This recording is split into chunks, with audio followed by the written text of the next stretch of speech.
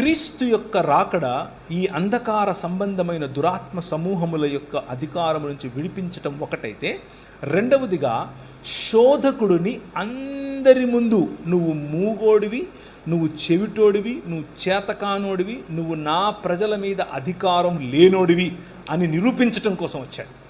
ఆయన శిలువ రక్తము చేత ప్రజలను తన తండ్రితో సంధి చేస్తూ ఈ లోక సంబంధమైనటువంటి అధికారములన్నిటినీ శిలువ మీద బాహాటంగా వాటి యొక్క ఓటమిని ప్రదర్శించాడు.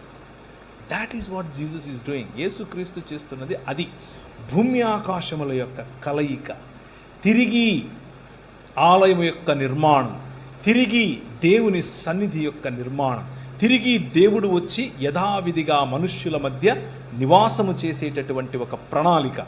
ఆ ప్రణాళిక యేసు క్రీస్తు అనేటటువంటి ఈ మర్మము. ఏలయనగా ఆకాశమందున్నవి, భూమి యందున్నవి, దృశ్యమైనవి కానీ అదృశ్యమైనవి కానీ, సింహాసనములు, ప్రభుత్వములు, ప్రధానులు, అధికారులు సర్వము ఆయన యందు సృజింపబడెను. సర్వము ఆయన ద్వారా, ఆయనను బట్టి సృజింపబడెను. ఆయన అన్నింటికంటే ముందున్నవాడు, ఆయనే సమస్తమునకు ఆధారభూతుడు.